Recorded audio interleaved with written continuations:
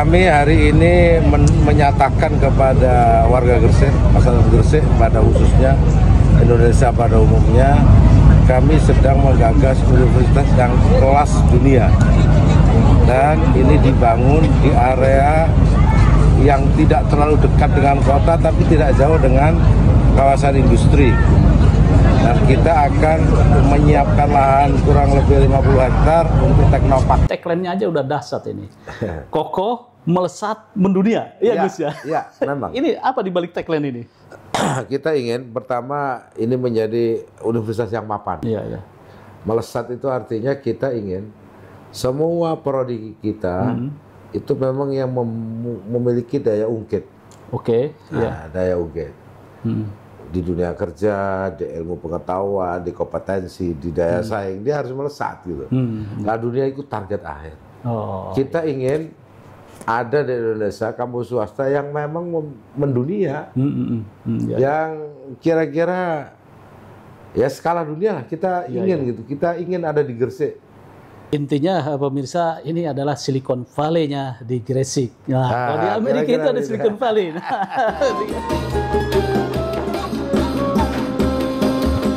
Assalamualaikum warahmatullahi wabarakatuh. Waalaikumsalam warahmatullahi wabarakatuh. Pemirsa, pada Suara TV saya bersama dengan Gus Jazil, Ketua Pembina Yayasan Sunanul Muhtadin ya. Iya. Dan di yayasan ini berdiri kokoh sebuah universitas, namanya Universitas Sunan Gresik. Iya. Kami tadi ikut launching dan dihadiri juga oleh Pak Rusdi Kirana dan juga oleh Wakil Menteri Perindustrian. Kok terpikir di daerah kelahiran mendirikan universitas yang menurut saya ini luar biasa ini? Ya, tentu ini diilhami keinginan agar masyarakat desa ini bisa naik taraf hidupnya. Iya, iya, iya. Mulainya di mana? Masyarakat desa ini sebenarnya dari sisi etos kerja sebenarnya cukup. Mereka juga pekerja. Mereka dari pagi sudah kerja. Cuman masalahnya hanya kerja otot. Nah, kita perlu kerja cerdas. Nah, kerja cerdas ini hanya dimiliki oleh orang-orang yang terpelajar. Oke, setuju. Nah, kalau dalam bahasa hari ini orang-orang yang memiliki kompetensi. Di mana mereka memiliki kompetensi, tentu dari sekolah dasar sampai menengah atas, kemudian masuk kepada universitas. Iya, iya. Nah, Universitas Sunan Gresik ini ingin melahirkan sarjana-sarjana yang selain kompeten, itu juga punya inovasi, berdaya saing. Karena apa? Hari ini tidak cukup orang kompeten, tapi dia harus inovatif. Dia juga harus berdaya saing unggul dibanding yang lain. Gitu. Nah, oleh sebab itu, kami ambil posisi di Gresik ini karena Gresik ini juga memiliki keunggulan. Salah satu keunggulan Kabupaten Gresik ini, selain Gresik kota santri, di Gresik ini tumbuh berkembang industri-industri besar yang skalanya nasional. Iya. Industri itu industri besar, industri menengah, industri kecil hampir di Gresik ini semuanya menengah dan besar. Industri kecil malah jarang sekali. Berangkat dari situ, maka jawabannya apakah kita cek apakah di industri-industri besar ini itu orang Gresik yang kemudian bisa diterima di situ atau bukan? Iya. Hasil kajian sementara ternyata bukan. Iya. Orang-orang daerah di luar Gresik ya yang masuk. Orang-orang di luar Gresik yang memiliki kompetensi industri. Iya. Nah, oke. Akhirnya kita cek lagi di mana kita bentuk generasi yang kompeten itu. Iya. Di universitas, oke. Universitas di Gresik itu apa saja? Dari 16 perguruan tinggi yang ada, itu minim sekali fakultas-fakultas atau perguruan tinggi yang ada prodi-prodi teknik, prodi-prodi industri, prodi-prodi yang bisa langsung diserap dunia kerja. Kalau bahasa Pak Rusdi itu engineering gitu ya. Engineering gitu. Nah, Itu jarang memang. Kita bisa cek di Gresik. Iya. Banyak kan fakultas-fakultas keguruan, pendidikan agama, hukum Islam, Iya. apa namanya perbankan syariah, ekonomi syariah yang kan ini bukan jurusan-jurusan yang lebih teknik mestinya karena industri yang ada di Gresik itu lebih banyak industri pabrik, bukan industri jasa keuangan. Iya. Tapi manufaktur.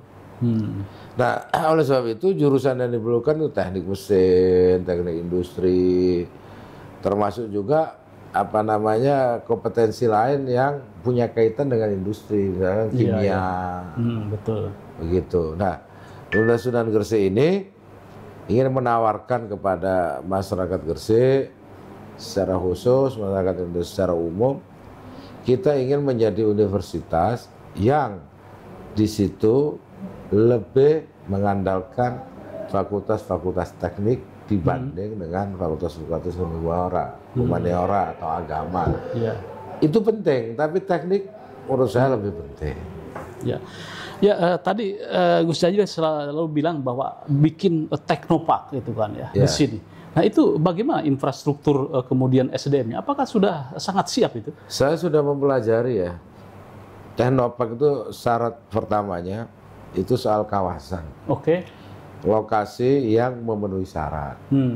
Yang luasannya minimal 5 hektar. Kalau itu sudah lebih yang kita punya. Satu. Yang kedua, fasilitas listrik, air, internet. Di Gresik sudah kota. Itu tinggal nyambung-nyambung aja. Betul. Nah, yang ketiga sumber daya manusianya. Iya.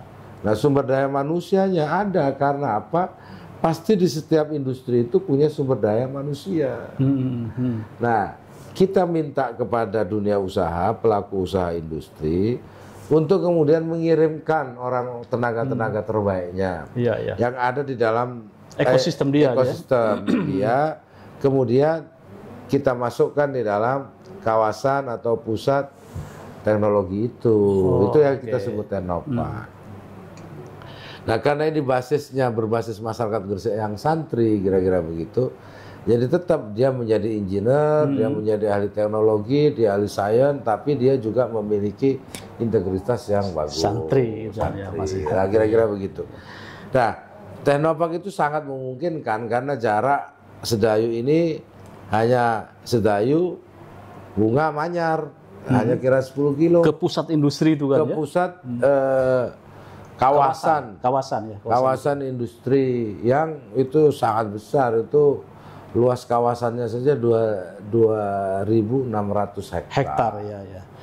Di situ disebutnya sebagai Java Integrated Port Estate. Jadi sebenarnya dia kawasan industri.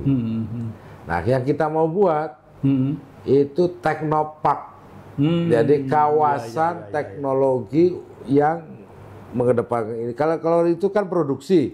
Kita inovasi, meningkatkan daya saing, melakukan penelitian, membuat lebih efisien, begitu.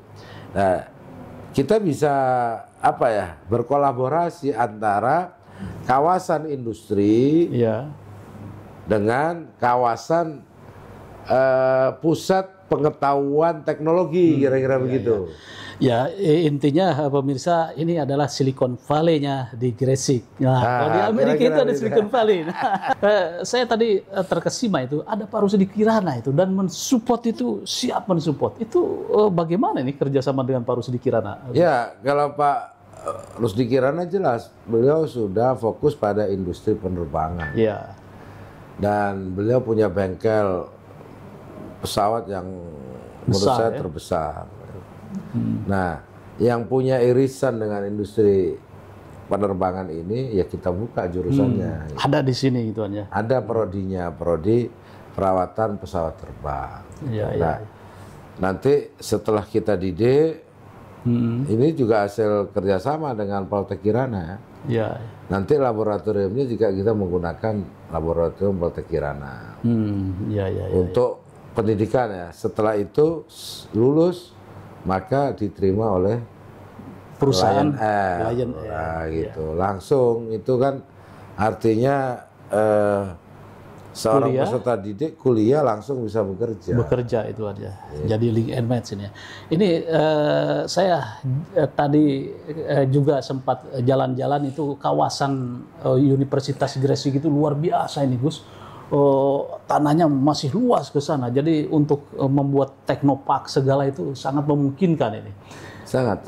Nah, Karena kita siapkan lahan minimal 30 hektar. 30 hektar di sini kan. Yang sudah ada 30 hektar. Tinggal nanti bagaimana kembangkan lagi. Nah, kemudian untuk ekosistem ini ya, SDM-nya itu sudah ready semua itu, Gus. Kita kemarin kaitannya dengan USG saja. Ketika kita buka pendaftaran untuk calon dosen, 10 hari yang daftar 2.500. 2.500. Wow. Pendaftar itu artinya banyak orang-orang pinter yang masih minat untuk ngajar di kampus. Iya. Gitu. Tapi kampusnya tidak tersedia. Tapi yang patut juga kita catat, Iya. yang banyak mendaftar itu di prodi-prodi bukan prodi teknik. Oh, Mereka jadi pendidikan humaniora agama kebanyakan. Islam, ya humaniora, Iya, iya. hukum, manajemen, begitu. Masuk gitu ya. Teknik informasi sulit. Nggak ada. Administrasi rumah sakit sulit, gitu. Ya, jadi di sini Nggak akan imbang. menciptakan itu. Ya memang faktanya ternyata memang lulusan yang teknik itu lebih sedikit Oke. dibanding lulusan fakultas umum humaniora. Ya, ya, ya. Baik, luar biasa ini. Jika putra-putri Anda, netizen, masuk ke kawasan ini atau masuk ke Universitas USG, ini tagline-nya aja udah dahsyat ini. Kokoh, melesat, mendunia. Iya, Gus ya? Iya, memang. Ini apa di balik tagline ini? Kita ingin pertama ini menjadi universitas yang mapan. Oke. Di manajemennya baik, Ya. terbuka, bisa diakses, manajemennya transparan, profesional. Iya, iya. Melesat itu artinya kita ingin semua prodi kita itu memang yang memiliki daya ungkit. Oke. Nah, daya ungkit di dunia kerja, di ilmu pengetahuan, di kompetensi, di daya saing, dia harus melesat gitu. Nah, dunia itu target akhir.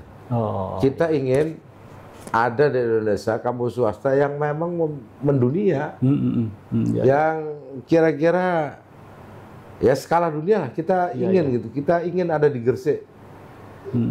Seperti apa tentu tahap-tahap. Kita sudah membuat roadmap 2000 sampai 2025, 2030, 2040. Roadmap kita di sini. Oke. Ya, saya juga sudah wawancara dengan Pak Rektor. Ini rektornya ternyata mantan rektor Unisma ya, Gus ya? Iya, 10 tahun 10 tahun di Unisma. Dan berhasil. Berhasil. Sekarang ilmunya harus diterapkan di Universitas Sunan Gresik. Kita mulai dari nol, Dari nol. menjadi kokoh, melesat. Ini luar biasa ini. Gus Jazil punya visi jauh ke depan bagaimana membangun sumber daya yang kokoh, sumber daya yang unggul dari kota Kertosono, sebuah kota kecil di Gresik menuju panggung besar 2045 Indonesia unggul dan Indonesia menjadi pemenang di dunia dari Gresik Kertosono. Bagaimana menurut Anda? Tulis komentarnya. Terima kasih. Terima kasih. Terima kasih Gus. Jangan lupa like, subscribe, Terima kasih. Wassalamualaikum warahmatullahi wabarakatuh. Waalaikumsalam.